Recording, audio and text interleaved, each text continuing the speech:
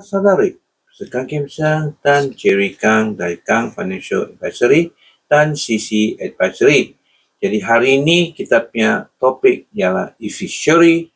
Apa itu? Jadi e-fishery adalah perusahaan teknologi arkitek asal Indonesia yang bergerak di bidang budidaya ikan dan udang, ya.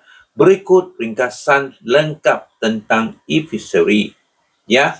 Apa itu e-fishery?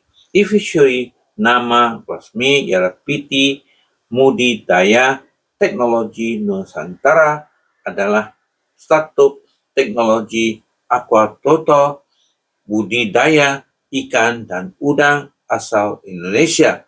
Jadi BISIA ya adalah membantu petani ikan kecil dan mengengkah dengan teknologi, mulai dari pemberian pakan otomatis, analisis data pertanian, akses pasar hingga kredit usaha.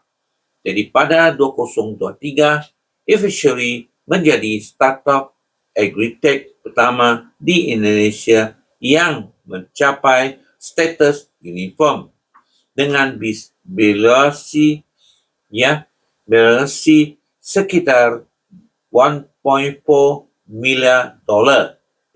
Perusahaan ini menarik investasi dari nama-nama besar seperti SoftBank dan Temasek, dari skandal besar dari 2024-2025, sayangnya e-fishery kemudian terseret skandal kewangan terbesar.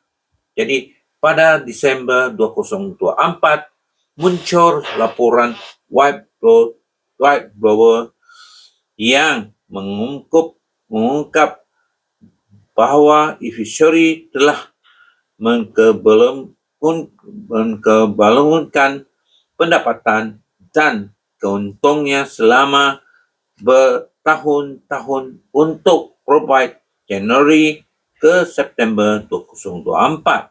Jadi perusahaan melaporkan pendapatan $752 juta, dan laba $16 juta kepada investor, padahal angka sebenarnya hanya $157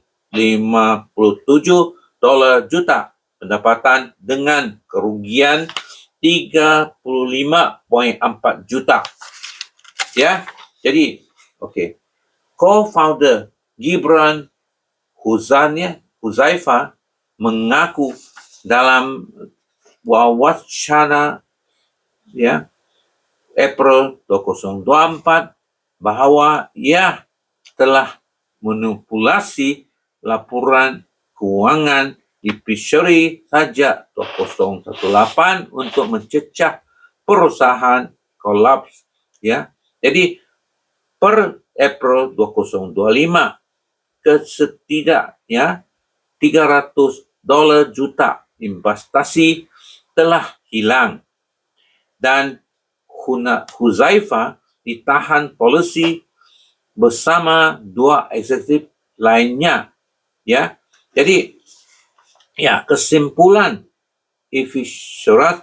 e-fishery awalnya adalah kisah sukses, teknologi perikanan Indonesia, namun berakhir sebagai salah satu skandal penipuan korporat terbesar di Asia Tenggara. Jadi sampai sinilah saya jemput Jerry mulai sedikit tentang hal ini. Jerry.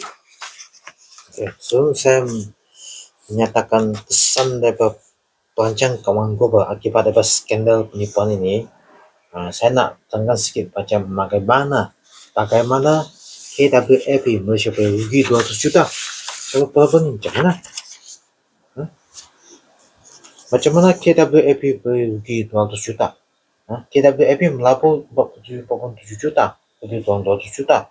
Bersamaan dengan 24% pusingan dana siri DE Fishery sebanyak 200 juta pada Julai 2023. Apabila e-fishery terdedah sebagai penipuan pelaburan hampir musnah sepenuhnya melalui laporan whistleblower. Kerugian ini 4 kali ganda lebih besar dibanding dengan kerugian 43,9 juta yang diketik hebat oleh Khazanah Nasional PNB melalui pelaburan Asian Wallet. Betul, baik. Nak melabur, hati-hatilah. Kesan dari segi perancangan global daripada skandal ni, pekerjaan dana awam startup, skandal fishery telah menguncang ekosistem startup Asia Tenggara.